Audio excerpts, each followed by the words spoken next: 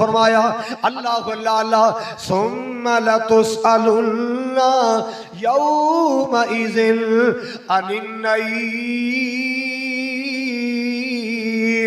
हस्पताल अंदर जाया कर, एमरजेंसी वार्ड अंदर जाया कर, ICU वार्ड अंदर जाया कर। अल्लाह अल्लाह उथे तेन ऐसे ऐसे बंदे नजर आएंगे जिन्होंने अपने आप की होश ही कोई नहीं। ऐसे ऐसे बंदे नजर आएंगे जेड़े बेचारे सहकदे ने, तड़फदे ने।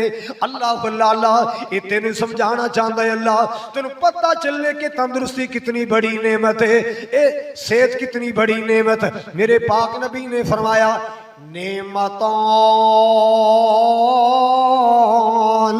मक़बूनुल फीही कसीरुम मिनन नास।